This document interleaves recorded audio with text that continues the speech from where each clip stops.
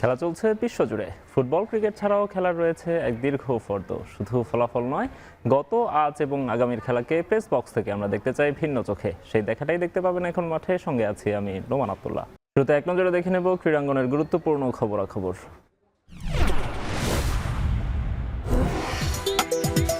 সংবর্ধনা আর সম্মাননায় ভাসছেন সাফজয়ী যুব ফুটবলাররা। এবার সংবর্ধনা দিলেন যুব ও ক্রীড়া প্রতিমন্ত্রী আমিনুল হকও।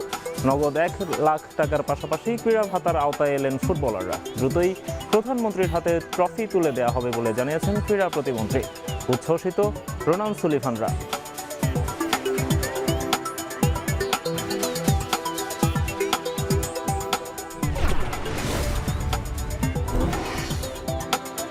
অনূর্ধ্ব-20 নারী এশিয়ান কাপে গ্রুপ পর্বে নিজেদের শেষ ম্যাচে এশিয়ার অন্যতম শক্তিশালী দল ভিয়েতনামের বিপক্ষে আজ মাঠে নামবে বাংলাদেশ। প্রথম 2 ম্যাচ হারলেও এখনও কোয়ার্টার ফাইনালে খেলার সুযোগ রয়েছে অর্পিতা সুরভিদের জন্য।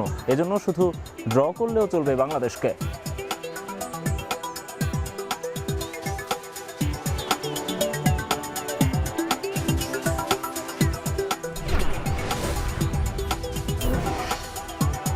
এবং চ্যাম্পিয়ন্স লিগের কোয়ার্টার ফাইনালের শুরু আজ। প্রথম 2 ম্যাচের একটিতে মুখোমুখি হবে দুই পরাশক্তি রিয়াল মাদ্রিদ ও বায়ার্ন মিউনিখ। অন্য ম্যাচে ইংলিশ ক্লাব আর্সেনালকে আতিথ্য দেবে পর্তুগিজ ক্লাব স্পোর্টিং সিটি।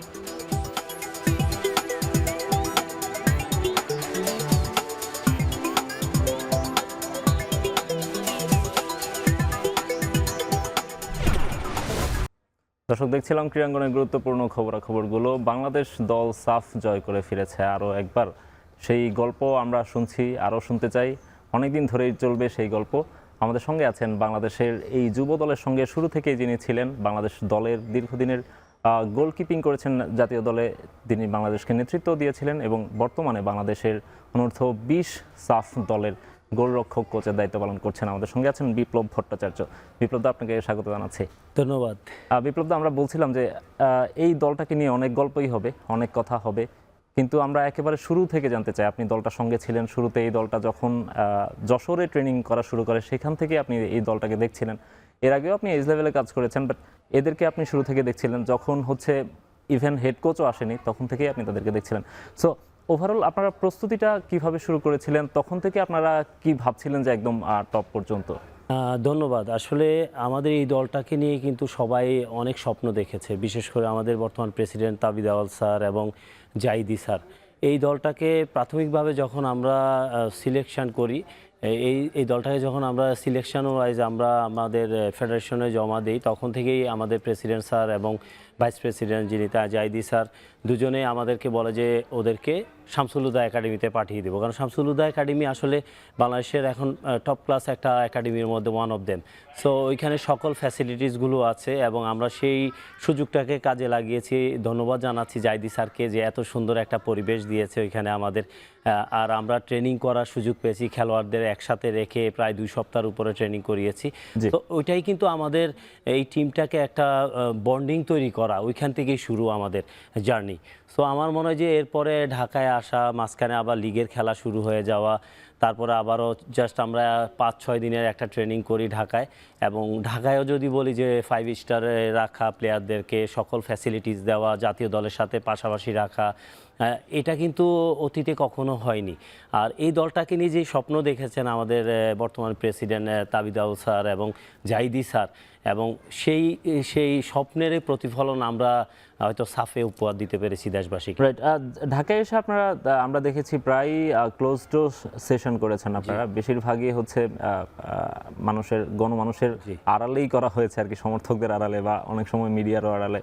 সেই সময়গুলোতে আপনারা আসলে প্লেয়ারদেরকে বেসিক্যালি কোন ধরনের ট্রেনিংগুলো করিয়েছেন? দেখুন, সবচেয়ে বড় জিনিস ট্যাকটিক্যাল ও ট্যাকটিক্স নিয়েই আমরা কাজ করেছি। আমরা আমাদের অপোনেন্ট টিমকে নিয়ে অ্যানালাইজ করেছি, যে বিশেষ করে ইন্ডিয়া এবং নেপাল, এই 2টা টিমকে নিয়ে, এবং পাকিস্তান টিম।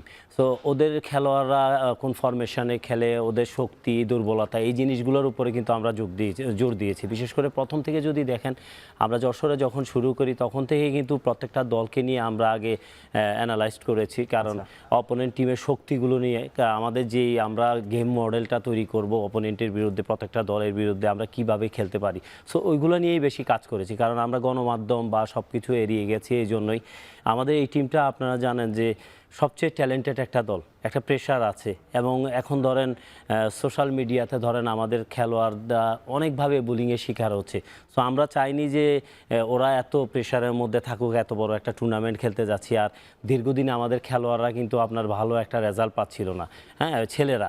সো আমাদের টার্গেট ছিল, এর আগেও আমি কাজ করেছি মনে আছে 2024-এ 2022-এ ভুবনেশ্বরে যেটা হয়েছে আন্ডার-20, সেখানেও ফাইনাল ম্যাচে গিয়ে আমরা হেরে গেছি। তো আমাদের কাছে মনে হয়েছে কোচিং স্টাফের কাছে আমরা যদি খেলোয়াড়দেরকে সবসময় মোটিভেটেড রাখি এবং সোশ্যাল মিডিয়া থেকে দূরে রাখি তাহলে আমাদের খেলোয়াড়রা মানে সর্বোচ্চ দিয়ে তারা ফোকাসটা করতে পারবে। সো ওই চিন্তা করেই কিন্তু আমরা সাজিয়েছি এবং গণমাধ্যম থেকে দূরে থাকা, ক্লোজ ডোরে ট্রেনিং করা। সো এটা কিন্তু আমাদের একটা ওদের মাইন্ড সেটআপটা আপনারা তৈরি করে দিয়েছিলেন আগে থেকে এই টুর্নামেন্টের। আচ্ছা, আপনারা টুর্নামেন্টে যাওয়ার পর থেকে আমরা যদি একটু শুনতে চাই যে প্রথম ম্যাচটা থেকেই আমরা একের পর এক ম্যাচ ধরে বলতে চাই, পাকিস্তানের এগেনস্টে যখন আপনারা খেলতে নেমেছিলেন, পাকিস্তানকে আমরা দেখেছি যে এখন ফুটবল থেকে কিছুটা দূরেই অনেকটা। আগে আপনারা যখন খেলেছেন তখন তারা বেশ শক্তিশালী দলই হয়তো ছিল, বাট এখন অনেকটা আড়ালেই থাকে, অনেক বছর নির্বাসিতও ছিল। সেই দলটার এগেনস্টে আমরা দেখেছিলাম শুরু থেকেই বাংলাদেশ অনেক অ্যাটাক করছিল, কিন্তু গোলের দেখা পাচ্ছিল না। সেকেন্ড হাফের আগ পর্যন্ত বাংলাদেশ কোনো স্কোরও করতে পারেনি। ফার্স্ট হাফের ব্রেকে যাওয়ার পরে আপনারা কি বলছিলেন ফুটবলারদেরকে? দেখুন, সবচেয়ে বড় যে আমরা কিন্তু সর্বোচ্চ চেষ্টা করেছি গোল করার জন্য। ফার্স্ট হাফটা যদি আপনি দেখেন অনেক সুযোগ পেয়েছি। হ্যাঁ, আপনার রোনানের কথা যদি বলি, স্পেশালি রোনান এসে টিমের সাথে অ্যাডাপ্ট করা 3-4 দিন হয়েছে ওরা আমাদের সাথে ট্রেনিং করেছে। হ্যাঁ, সো রোনাল টিমের সাথে অ্যাডজাস্ট করা এবং ডেকলান আছে, ইব্রাহিম নওয়াজ আছে এবং আমাদের যারা দীর্ঘদিন ধরে এই টিমটার সাথে কাজ করছে আমাদের তাদের সাথে একটা বন্ডিং তৈরি করা। সো ফার্স্ট হাফে আমরা হয়তো গোল মিস করেছি কিন্তু গোলের সুযোগ ক্রিয়েট করেছি অনেক বেশি। বল পজিশন থেকে শুরু করে প্রত্যেকটা জায়গায় আমরা এগিয়েছিলাম। পাকিস্তানের খেলোয়াড়রা সবসময় শারীরিকভাবে একটু খেলার চেষ্টা করে, শক্তি প্রয়োগ করে, সেখানে আমাদের খেলোয়াড়দের অনেককে ইনজুরিও করিয়েছে। আমাদের বিশেষ করে ইউসুফ কিন্তু 4টা শিলাই লেগেছে এবং আপনি যদি দেখেন আমাদের বেশ কয়েকটা খেলোয়াড়, আশিকের মতো খেলোয়াড় পরবর্তীতে ইন্ডিয়ার ম্যাচে গিয়ে ইনজুরি হয়েছে। এবং সো এখানে আমরা চেষ্টা করেছি আমাদের খেলোয়াড়দেরকে সেভ করার জন্য এবং পারফর্মটাও ভালো করবে এবং প্রত্যেকটা টিমকে গুরুত্ব দিয়েছি যে আমাদের অপোনেন্ট টিমকে আমরা কিভাবে জিতে ফার্স্ট কোয়ালিফাই করা। কারণ আমাদের গ্রুপটা ছিল সবচেয়ে কঠিন একটা গ্রুপ যদি আপনার পাকিস্তান এবং ইন্ডিয়া ম্যাচ। সো আমাদের টার্গেট ছিল গ্রুপ চ্যাম্পিয়ন হওয়া, বিশেষ করে গ্রুপ চ্যাম্পিয়ন হওয়া। কারণ প্রত্যেকটা দলের একটা টার্গেট থাকে যে আমি ফাইনালে খেলবো, সেমিফাইনালে উঠবো, আমার সেমিফাইনাল অপোনেন্টটাকে আমরা ওইভাবে বেছে নিই। কম্পারেটিভলি দুর্বল দল পাওয়া যায়। ওইভাবে আমরা চিন্তা করেছিলাম যে অনেকে যদি বলি যে চিন্তা করেছে যে আমরা কেন আমাদের বেস্ট 11টা যেটা আমরা পাকিস্তানের সাথে খেলেছি, আমরা উইনিং কম্বিনেশন কখনো ভাঙতে চাইনি। কারণ একটা কোচদের একটা বেস্ট 11 একটা থাকেই এবং চেঞ্জিংয়ে কার আসবে সেটা চিন্তা করে কিন্তু আমরা কিন্তু টোটাল টিমটাকে ইন্ডিয়ার সাথে খেলিয়েছি এবং আমাদের টার্গেট ছিল আমরা ইন্ডিয়াকে বিট করে আমরা যাতে ভুটানকে পাই। সো ওই হিসাবে আমরা খেলেছি। তো আমাদের ইন্ডিয়ার এগেনস্টে ম্যাচটার আগে মানে সেকেন্ড ম্যাচ যেটা ছিল গ্রুপ পর্বেই, সেই ম্যাচের আগে বাংলাদেশ 2 গোলে জিতেছিল পাকিস্তানের এগেনস্টে। কিন্তু ইন্ডিয়ার ম্যাচের এগেনস্টে নামার আগে কিন্তু আপনারা জানতেন অনেকটাই। কারণ হচ্ছে বাংলাদেশ এবার 8বার খেললো, এর মধ্যে 6বারই বাংলাদেশ ফাইনাল খেলেছে এবং বেশিরভাগ সময়ই ইন্ডিয়ার সঙ্গে বাংলাদেশকে খেলতে হয়েছে। সুতরাং ইন্ডিয়ার এগেনস্টে নামার আগেও বলা হচ্ছিল যে এটা একটা ফাইনালের ড্রেস রিহার্সাল। আলটিমেটলি সেটাই হলো, বাংলাদেশ ইন্ডিয়াই আবার ফাইনাল খেললো। তো সেই ম্যাচের আগে আপনারা আসলে আপনাদের ট্যাকটিকটা কি ছিল বা আপনারা ওই ম্যাচের আগে কি প্ল্যান করেছেন? আমাদের সবচেয়ে বড় জিনিস যে আমাদের টার্গেট ছিল এই টুর্নামেন্টে ফাইনাল এবং চ্যাম্পিয়ন হওয়া। সেই লক্ষ্যেই কিন্তু আমরা প্রথম থেকে আমাদের যে ফাউন্ডেশনটা, বিশেষ করে আমরা ডিফেন্সের উপরে জোর দিয়েছি, মিডফিল্ড এবং ডিফেন্সের উপর আমাদের কম্বিনেশনটা কখনোই ভাঙতে চাইনি। হ্যাঁ, এবং আমাদের টার্গেট ছিল যে আমরা ইন্ডিয়ার কোনো ম্যাচে হারবো না টুর্নামেন্টে, আমরা যেন অপরাজিতভাবেই ফাইনালে উঠি এবং ফাইনালে যেন আমরা যেই আসুক, ইন্ডিয়া আসুক বা নেপাল আসুক, XYZ যেই আসুক, আমরা তাদেরকে হারাবো। আর সেই লক্ষ্য নিয়ে কাজ করেছি। দেখুন, সবচেয়ে বড় জিনিস যে আমাদের যে গ্রুপটা ছিল, এই গ্রুপ থেকে যদি আমরা একটা ম্যাচ হারতাম আমাদের খেলোয়াড়রা কিন্তু অনেকটাই মেন্টালি ডাউন হয়ে যেত। সো আমাদের টার্গেট ছিল আমরা কোনো ম্যাচ হারবো না, আমরা কোয়ালিফাই করবো এবং ফাইনাল পর্যন্ত যাব। ফাইনালে আমরা ইন্ডিয়াকে চাইছি যে সত্যি কথা যে ইন্ডিয়ার সাথে একটা ম্যাচ খেলেছি, ইন্ডিয়ার দুর্বলতাও আমরা জানি এবং ওদের শক্তিও আমরা জানি। সো আমরা যদি ইন্ডিয়ার সাথে যদি ম্যাচটা হওয়াতে আমাদের জন্য আরও বেটার হয়েছে, খেলোয়াড়রা বেশি ফোকাস করেছে। আজকে যদি ধরেন আমরা যদি ভুটানের সাথে ফাইনাল খেলতাম, খেলোয়াড়রা কিন্তু স্বাভাবিক একটা শক্তির দিক দিয়ে চিন্তা করে ভুটানকে তো আমরা ইজি হারাবো। তো খেলোয়াড়রা কন্টিনিউয়াস ফোকাসের মধ্যে ছিল, তাদের বেস্ট পসিবল ম্যাচটা খেলার চেষ্টা করেছে যে দেশের জন্য একটা কিছু করবো, আমরা সাফল্য নিয়ে যাব, সেই জন্য আমরা হয়তো চ্যাম্পিয়ন হয়েছি।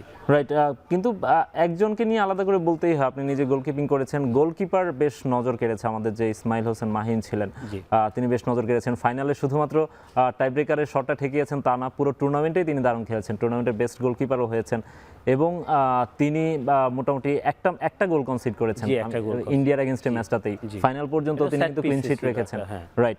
তো সব মিলিয়ে মাহিনকে নিয়ে আলাদা করে জানতে চাই, আপনি মনে হয় তার সঙ্গে এবারের আগেও কাজ করেছেন? আমি আসলে ওর শুরু থেকে আমি ওর সাথে ছিলাম প্রায় 2021 থেকে প্রায় 23 পর্যন্ত, কারণ সে আমার সাথে এলিট একাডেমিতে তাকে যখন আমরা হান্টিং করি, আমাদের সারা বাংলাদেশ থেকে যখন ট্রায়ালে আসে তখন ওইখান থেকে আমরা ট্রায়ালে ওকে নেই এবং ওখান থেকে কিন্তু সে আমার অধীনে ছিল এবং স্টিল মাঝখানে আমি 2 বছর মতো জাতীয় দলে ছিলাম না, কিন্তু সে ক্লাবে ছিল, তখনও আমার সাথে ও টাচে ছিল। এবং মাহিন আসলে অনেক ট্যালেন্টেড একটা গোলকিপার এবং তার ফিজিক যদি দেখেন আপনি হয়তো অনেকের পছন্দ হবে না, কিন্তু অনেক লাইট একটা গোলকিপার। সে তার ফ্লাইং এবং তার ডিস্ট্রিবিউশন এবং পজিশনিং এবং তার সেন্স ম্যাচ রিডিং করা ক্ষমতা অনেক ভালো, যার জন্য মাহিনকে আমি আরও অনেক আগে থেকে জানা এবং মাহিন আমার অধীনে অনেক দিন কাজ করেছে। সো ওর মধ্যে অনেক ট্যালেন্ট আছে, যার জন্য আমি মাহিনকে গুরুত্ব দিয়েছি বেশি। এবং আমার পাশে আরও 2 জন গোলকিপার ছিল, ওরাও ট্যালেন্টেড, নাহিদুল এবং রাফিজ। এই 2 জন কিন্তু আগামী দিনের, ওরাও আগামীর আমাদের পাইপলাইনের গোলরক্ষক। সো মাহিনের এক্সপিরিয়েন্স আছে, সে 19 খেলেছে। সো এক্সপিরিয়েন্স এখানে একটা অনেক বড় ইম্পর্টেন্ট জিনিস, যে আন্ডার 20 মানে জাতীয় দলের 2 ধাপ নিচে একটা দল। সো এখানে কিন্তু অনেক কম্পিটিশান এবং আপনার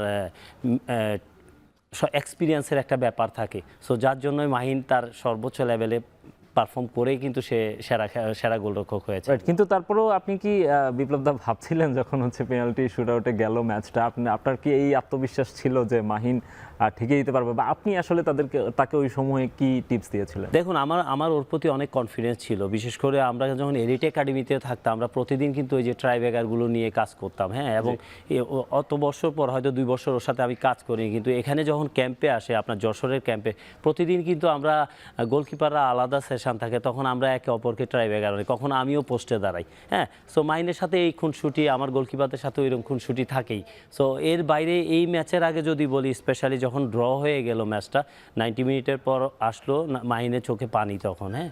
সো আমি সাইডে নিয়ে গেলাম, নিয়ে ওরা জড়ায় ধরলাম, ধরে শুধু একটা মানে 2টা কথা বলেছি আমি।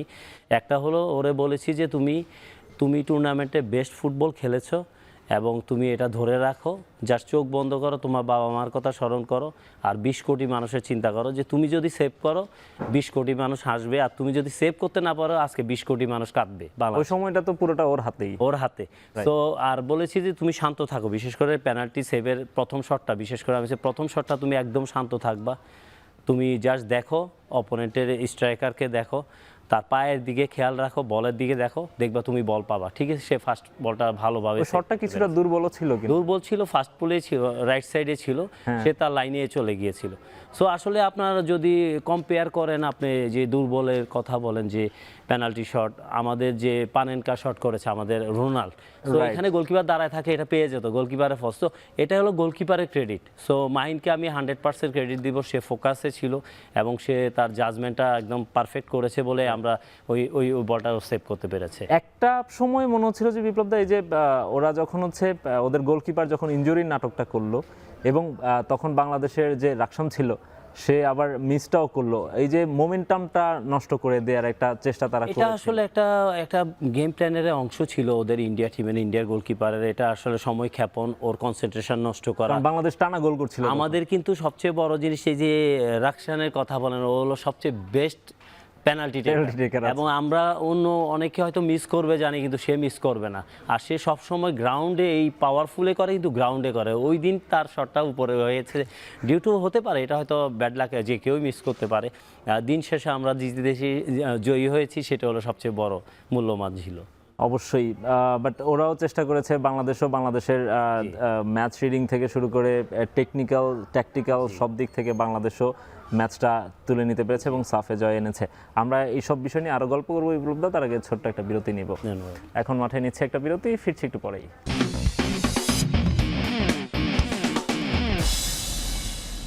বিরতির পর ফিরে এলাম, দেখছেন এখন মাঠে। দর্শক, আমরা শুনছি সাফ জয়ের গল্প। আমাদের সঙ্গে আছেন বাংলাদেশের সাফ জয়ী দলের গোলরক্ষক কোচ বিপ্লব ভট্টাচার্য। বিপ্লবদা, আমরা তো টুর্নামেন্ট নিয়ে কথা বলছি, আর টুর্নামেন্টে বেশ নজর কেড়েছেন যে কয়েকজন, তাদের মধ্যে একজন সুলিভান ব্রাদার্স আছেন। রোনান সুলিভান প্রথম ম্যাচেই জোড়া গোল করে বাংলাদেশকে জিতিয়েছেন, প্রথম ম্যাচেই ম্যান অফ দ্য ম্যাচ হয়েছেন বাংলাদেশের জার্সিতে নেমে।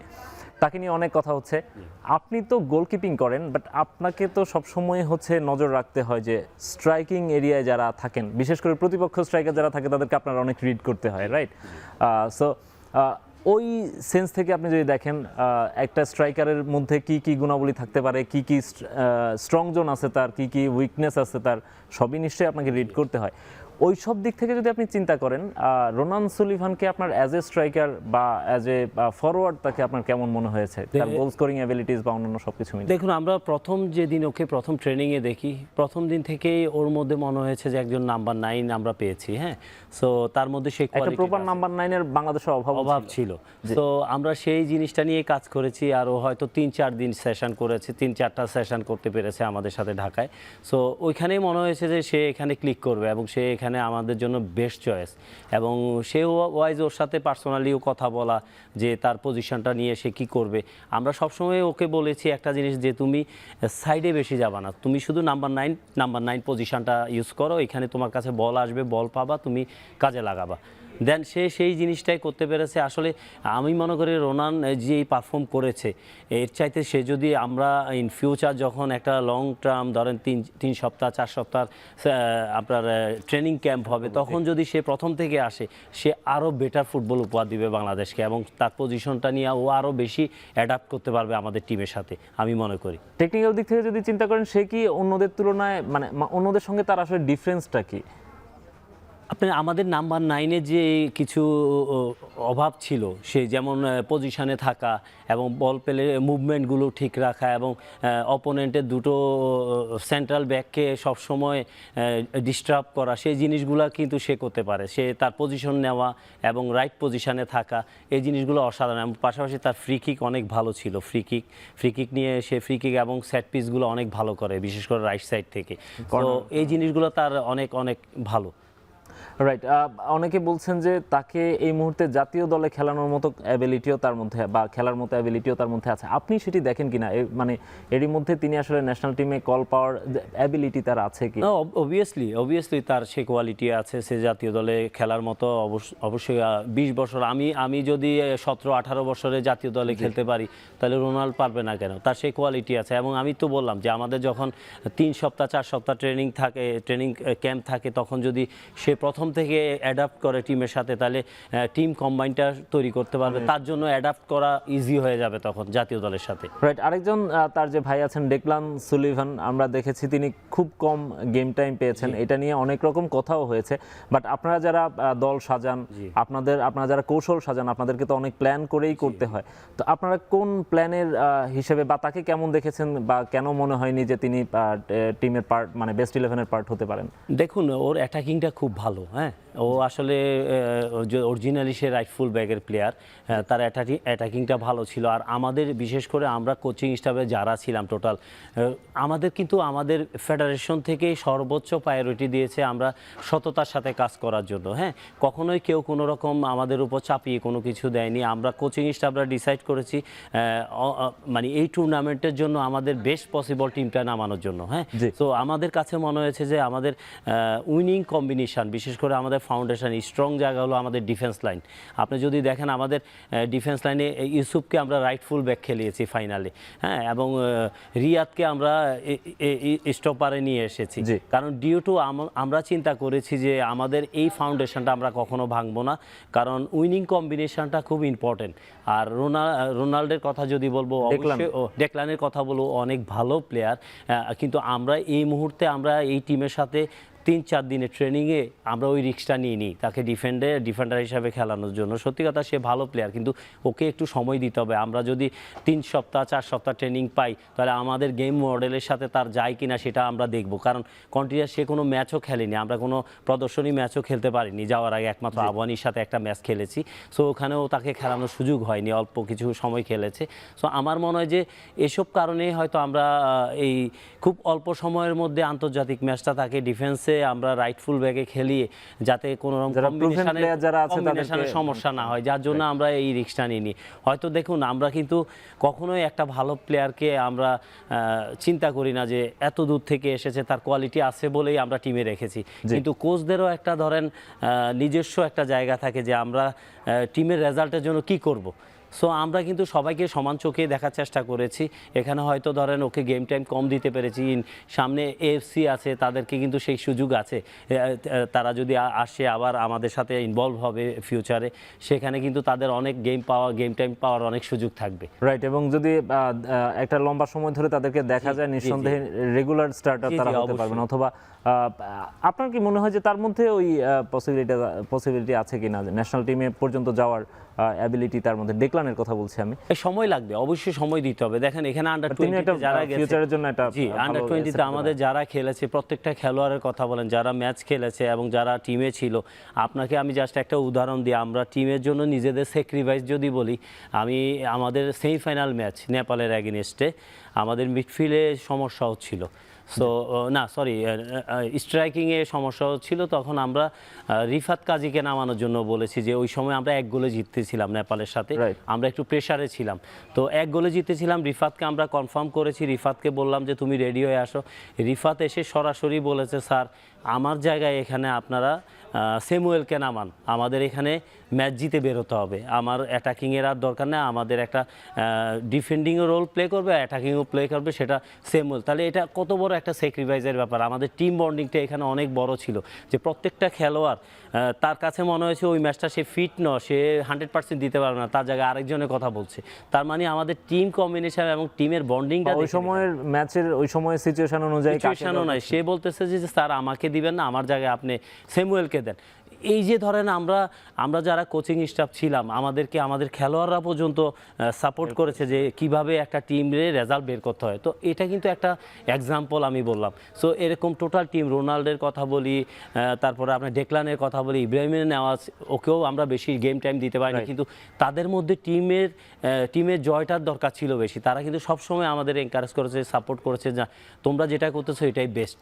সো একটা জায়গায় যখন নিজেরাও রিয়েলাইজ করতেছে তার চাইতে সে বেটার করতেছে, তাহলে আমি ওয়েট করি, সমস্যা নেই, আমার দেশ জিতুক। সো এটা হলো টোটাল টিম গেমের ফসলে এটা। আপনি আমাদের কোচিং হিসাবে প্রত্যেকটা মানুষ, আমাদের ফোকাস প্রথম থেকেই ছিল যে এই টুর্নামেন্ট চ্যাম্পিয়ন হতে এসেছি। আমরা অন দ্য ঈদ ডেতে আমরা দেশ ছেড়েছি, আমাদের জন্য ঈদ ওই দিন কোনো কিছু ছিল না। আমাদের টার্গেট ছিল আমরা চ্যাম্পিয়ন হয়ে ঈদের উৎসবটা আমরা পালন করব। রাইট, ইব্রাহিম নেওয়াজের কথা যেহেতু বলছিলেন, তাকে কেমন দেখলেন? যদিও গেম টাইম পাইনি, বাট প্র্যাকটিস সেশনে তো আপনি তাকে দেখেছেন, কাছ থেকেই দেখেছেন। সব মিলিয়ে ইব্রাহিম নেওয়াজও একজন প্রবাসী ফুটবলার, তাকে কেমন দেখেছেন?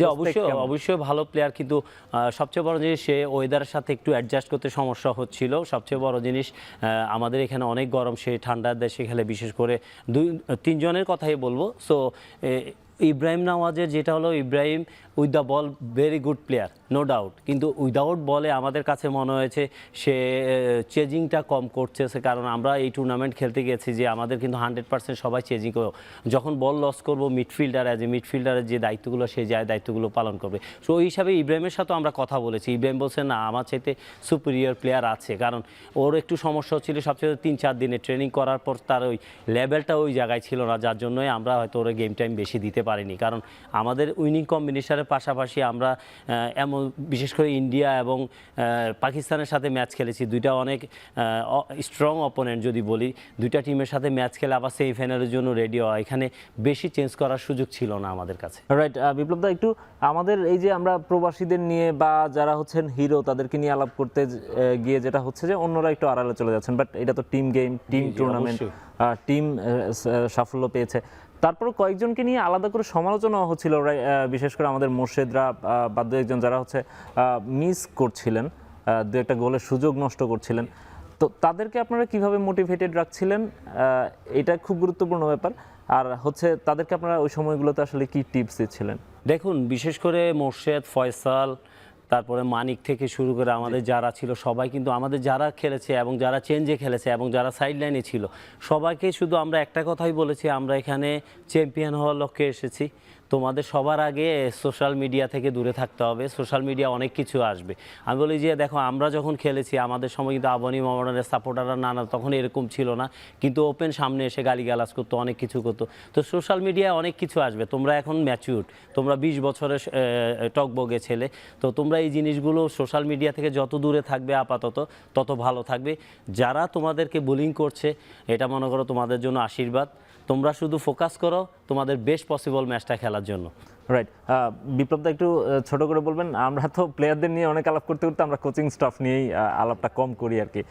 আপনাদের এই কোচিং প্যানেলটা কেমন ছিল? আপনারা বিহাইন্ড দ্য সিন আপনারা কি কি কাজ করেছেন, কেমন কাজ করেছেন? দেখুন, আমরা একটা অনেক সুন্দর একটা কোচিং স্টাফ ছিল, বিশেষ করে ম্যানেজার থেকে শুরু করি। যদি বলি ম্যানেজার অনেক উনি এত সময় দিয়েছেন আমাদেরকে। উনি কাশিমি ভাইকে এই প্রথম আমি হয়তো পেয়েছি, কিন্তু উনি অসাধারণ একজন মানুষ এবং ফুটবল বুঝেন উনি, এবং খেলোয়াড়দেরকে কিভাবে এনকারেজ করা যায় এবং একটা টিম হিসাবে কিভাবে পরিচালনা করতে হয় একজন ম্যানেজার, সব কিছু ওনার কাছে গুণাবলী দেখেছি। এবং আমাদের টিমে ধরেন আপনার যারা স্টাফ আছিল, যতজন আমাদের কোচিং স্টাফের সাথে সম্পৃক্ত ছিল, সবার মধ্যে একটা আন্ডারস্ট্যান্ডিং ছিল। আমরা কিন্তু প্রতিদিন ধরেন ট্রেনিংয়ের আগে সবাই একসাথে বসতাম এবং টিম করার ব্যাপারে সবার ফিডব্যাকগুলো নিতাম ট্রেনিং দেখার পর, কারণ সবার সম্মতিতে কিন্তু আমরা আমাদের বেস্ট পসিবল ম্যাচটার টিম সাজাতাম। সো এখানে সবচেয়ে বড় জিনিস, একটা টিম যখন সাফল্য পায় তার জন্য আপনি যদি প্রথম থেকেই দেখেন, আমাদের এই টিমটার জন্য একদম প্রথম থেকে একদম আমাদের প্রেসিডেন্ট স্যার থেকে শুরু করে ভাইস প্রেসিডেন্ট জাইদি ভাই প্রত্যেকটা দিন আমাদের খবর রেখেছেন। প্রত্যেকটা দিন খেলোয়াড়দের কী সমস্যা বা কী দরকার, কী প্রয়োজন, কী লাগবে, প্রত্যেক দিন উনি আমাদের প্রেসিডেন্ট স্যার ঢাকা থেকে ওইখানে যোগাযোগ করতেন আমাদের ম্যানেজারের সাথে, এবং ম্যানেজার জিনিসগুলো ফিডব্যাক করতেন। এবং ফাইনাল ম্যাচের আগে যদি বলি, আমাদের জন্য এমন ব্যবস্থা, লাইভে আমাদের প্রেসিডেন্ট স্যার এসেছেন, জাইদি স্যার এসেছেন, ভাইস প্রেসিডেন্ট এসে সবাইকে মোটিভেটেড করেছেন। এবং পাশাপাশি আমাদের জন্য হামজা, সুমিত সোম, তারপরে জামাল ভুঁইয়া, এরপরে আপনার মোরসালিন, ওদের মোটিভেটেড কিছু কথা আমাদের খেলোয়াড়দেরকেও দিয়েছেন লাইভে এসে ইয়ে করে। সো আমার কাছে মনে হয় যে একজন প্রেসিডেন্ট এবং ভাইস প্রেসিডেন্ট যে এই টিমটাকে নিয়ে অনেক স্বপ্ন দেখেছেন যে এদের দ্বারা সম্ভব চ্যাম্পিয়ন হওয়া।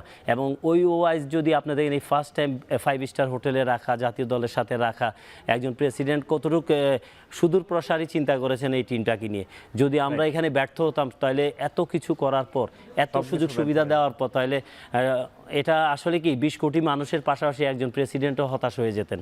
সো আমার মনে হয় যে আমাদের খেলোয়াড়রা তাদের সর্বোচ্চ দিয়ে ফোকাস করেছেন, এবং বাকিটা অবশ্যই গড আমাদের অনেক হেল্প করেছেন। আর আমাদের বিশেষ করে প্রবাসী যারা সাপোর্টার আছেন এবং আমাদের বাংলাদেশি ভাইরা যারা সারা বিশ্ব থেকে দেখেছেন, তারা প্রত্যেকের কিন্তু দোয়া ছিল আমাদের টিমের প্রতি, যার জন্য আমরা চ্যাম্পিয়ন হতে পেরেছি। রাইট। বিপ্লব, আপনার কাছ থেকে আরও শুনবো এসব, তার আগে আরেকটা বিরতি নিব। এখন মাঠে নিচ্ছি আরও একটা বিরতি, ফিরছি একটু পরেই। বিরতির পর ফিরে এলাম আরও একবার, আপনারা দেখছেন এখন মাঠে। দর্শক, আমরা সাফ জয়ের কথা বলছি। আমাদের সঙ্গে আছেন বাংলাদেশের সাফ জয় দলের কোচ বিপ্লব ভট্টাচার্য। বিপ্লবদা, আমরা তো অনফিল্ডের গল্প শুনছি, মাঠে কি হয় আমরা সেটি দেখি, ইভেন প্র্যাকটিস সেশনে কি হয় সেটিও আমরা হয়তো বা দেখার সুযোগ পাই, কিন্তু মাঠের বাইরে অফ দ্য ফিল্ড আসলে এই ফুটবলারদের মধ্যে বন্ডিংটা তো খুব গুরুত্বপূর্ণ। সো এইটা আপনি তাদেরকে, এখানকার বেশিরভাগ প্লেয়ারকে আপনি এলিট একাডেমি থেকে দেখে এসেছেন, তো এই প্লেয়ারদের মধ্যে বন্ডিংটা কেমন, বন্ডিংটা কিভাবে গ্রো করেছে? এই বন্ডিংটা যদি বলি, এলিট একাডেমিতে থাকতে এখানে অনেক খেলোয়াড় আছে যারা আমার সাথেই ছিল এলিট একাডেমিতে। হিমেল থেকে শুরু করে স্যামুয়েল, রাকসান, মিঠু, এখানে বেশিরভাগ খেলোয়াড়ে, মাহিন, সো ফয়সাল, মোর্শেদ।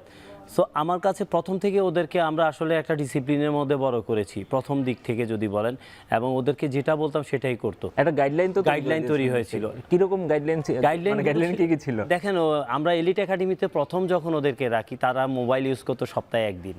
তাদের এটা মেনে নিত তাও 2 ফুটবলাররা? ঘন্টার জন্য, হ্যাঁ মেনে নিত। 2 ঘন্টার জন্য ওদেরকে দিতাম। প্রথম সমস্যা হতো, কিছু খেলোয়াড় ধরেন একটা মোবাইল দিত আর একটা মোবাইল চুরি করে রেখে দিত, এমনও হয়েছে। তো এরকম অনেক ভাগ ধরা পড়ছে এরকম? ধরা পড়েছে অনেক, তারপরে ধরা পড়ার পর পানিশমেন্টও দেওয়া হয়েছে। আচ্ছা। তো তখন ওরা পরে বুঝেছে যে না, স্যারদের সাথে কোনো কিছু করা যাবে না। তারপর থেকে ওদেরকে ডিউরেশনটা অনেক সময় বাড়িয়ে দিতাম, 3 ঘন্টার জন্য মোবাইল দিতাম। সো সেম থিং আমরা ন্যাশনাল টিমে এখন যখন আন্ডার-20 ক্যাম্পে এসেছি, প্রথম সাইডে আমরা ওদেরকে একদম টোটালি বাংলাদেশে থাকা অবস্থায় দিয়ে দিয়েছিলাম মোবাইল।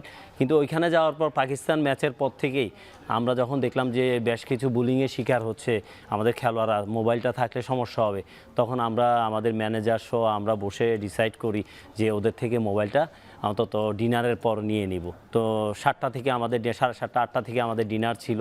সো ওই ডিনারের পর থেকেই ওরা মোবাইলটা দিয়ে যেত, আমার কাছে দিয়ে যেত, সব একসাথ করে, কখনো ম্যানেজারের রুমে দিয়ে যেত। সো আবার পরের দিন সকালবেলা আমরা দিতাম।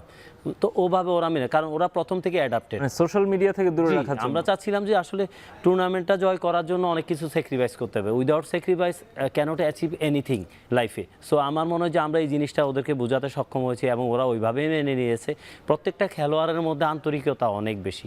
আর যদি এই গ্রুপের মধ্যে বলেন, আমি ওদের সবচেয়ে বেশি আমার কাছে মনে হয় যে ফ্রেন্ড, কারণ ওদের সাথে আমি সেই 2 থেকে 2.5 বছর একসাথে কাটিয়েছি। সো এই জন্য অনেক কিছু এসে, যেমন রাকসানকে তো আমি অনেক সময় ধরে ওরে মারি, ওইরকম করি। রাকসানের সাথে এমন সম্পর্ক, এবং ফয়সাল, মোর্শেদ, মিঠু থেকে হিমেল, সবাই। সো আসলে আমাদের বন্ডিংটা ওই রকম।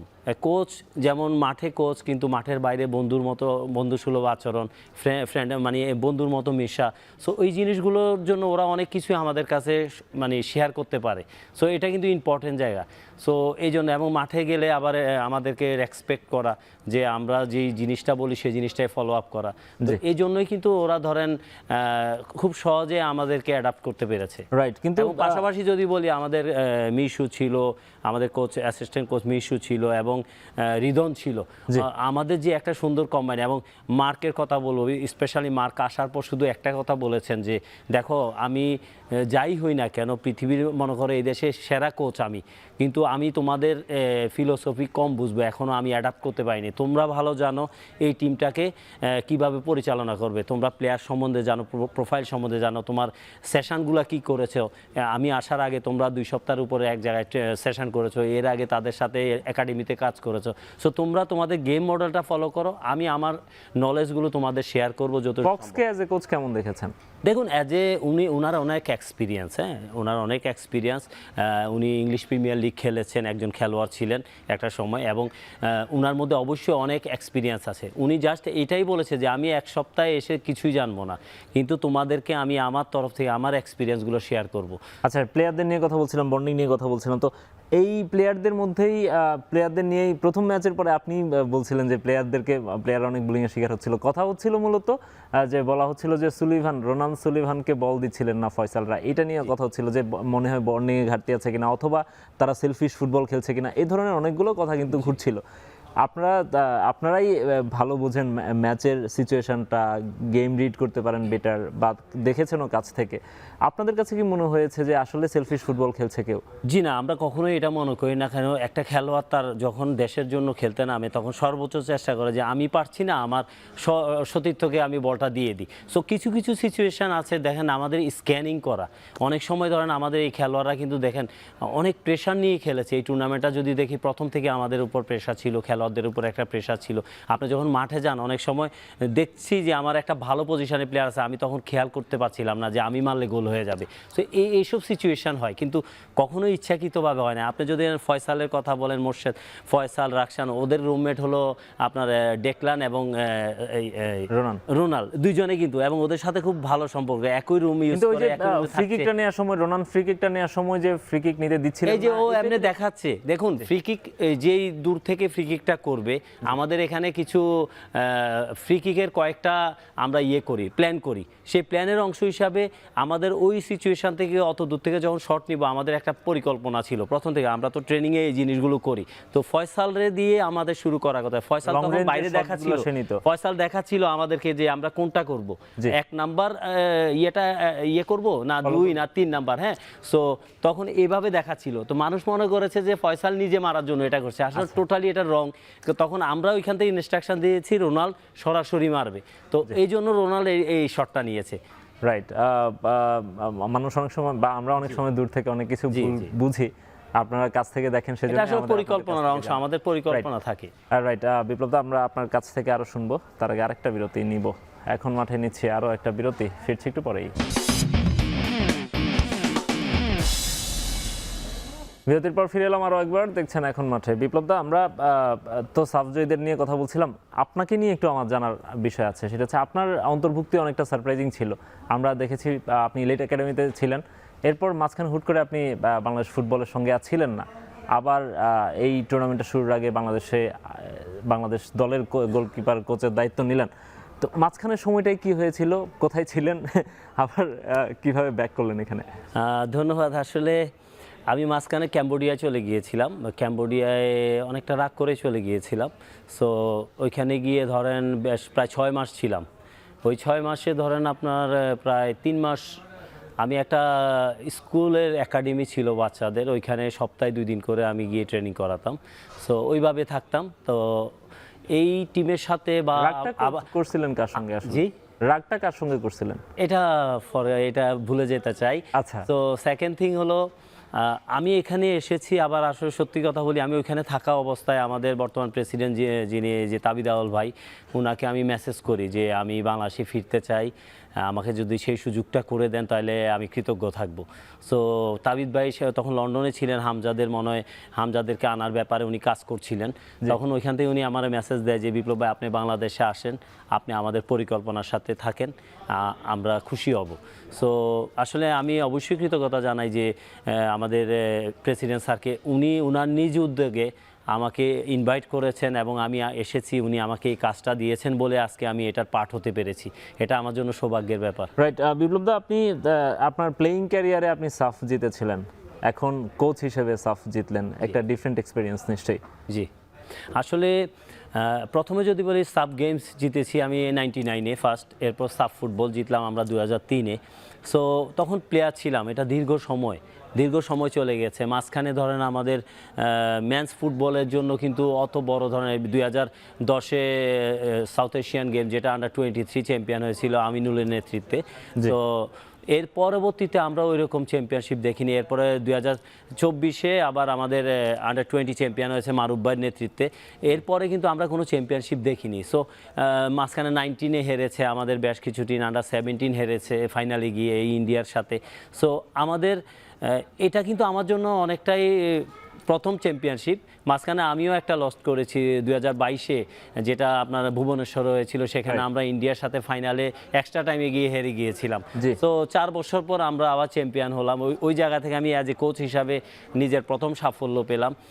যাওয়ার আগে আসলে আমি বেশ কয়েকজনের সাথে কথা বলি, এই টিমটার লাস্ট চ্যাম্পিয়ন যে মারুফ ভাই ছিলেন কোচ, মারুফ ভাইয়ের কাছে দোয়া নেই যে মারুফ ভাই আপনি দোয়া করবেন আপনার চ্যাম্পিয়নশিপটা যেন আমরা ধরে রেখে আসতে পারি বাংলাদেশে, কারণ উনি কোচ ছিলেন, ওনাকে সম্মানের সাথেই ফোন করি, উনিও দোয়া করেন। এবং এই টিমটা আমরা যাওয়ার আগে আমাদের প্রদর্শনী ম্যাচ ছিল আফগানির সাথে, যে ম্যাচটা আমরা 1 গোলে জিতেছি। ওই দিনও আমাদেরকে আমি, মিশু, আমাদের যারা কোচিং স্টাফ ছিল, রিদন, সবার সাথে বসে বলেছে তোমরা এভাবে করো, তোমরা সাফল্য পাবে। সো এটা কিন্তু একটা ইন্সপায়ার্ড করেছে এবং উনি আমাদেরকে ব্লেসিং করেছে এবং আমরা আসার পরও ওনাকে বলেছি। এবং পাশাপাশি যদি বলি, এই টিমটা চ্যাম্পিয়নশিপে আমরা প্রথম দিকে যদি যশোরে আমরা ক্যাম্প করেছি, আমাদের ছোটন ভাই আমাদের টিমটার সাথে ছিলেন এবং ছোটন ভাই ধরেন আপনার প্রথম থেকে এই যে খেলোয়াড় কালেকশন সব কিছুই ছিলেন এবং ছোটন ভাইয়ের প্রতিও আমরা কৃতজ্ঞ যে ছোটন ভাই এই সুন্দর একটা টিম আমাদেরকে দিয়ে গিয়েছিলেন। আমরা চেষ্টা করেছি যেন দেশের সম্মান নিয়ে ফিরে আসতে পারি। রাইট, বিপ্লব দা, আমরা আপনার গল্প শুনছিলাম, টিমের গল্প শুনছিলাম। আমরা আশা করব এই যে আপনি এবার সাফ জিতে এলেন অ্যাজ এ কোচ, আপনার কোচিং ক্যারিয়ার আরও দীর্ঘ হবে, বাংলাদেশকে আপনি আরও অনেকদিন সার্ভ করবেন, এটা আমরা আশা করি। অ্যাট দ্য সেম টাইম বাংলাদেশের যে ছেলেগুলো যুব পর্যায়ে চ্যাম্পিয়ন হলো, এরা একদিন ন্যাশনাল টিমকে নেতৃত্ব দিবে, এরা ন্যাশনাল টিমের জন্য ট্রফি নিয়ে আসবে, সেটাও আমাদের প্রত্যাশা থাকবে। আপনাকে অসংখ্য ধন্যবাদ আমাদের সঙ্গে যুক্ত হওয়ার জন্য। ধন্যবাদ আপনাকেও। শেষ করছি এখন মাঠের আজকের আয়োজন। এখন টেলিভিশন ওয়েবসাইটে দেখতে ভিজিট করুন www.ekhon.tv, এছাড়া ফেসবুকে দেখুন facebook.com/tv.ekhon, ইউটিউবে দেখুন youtube.com/tv.ekhon।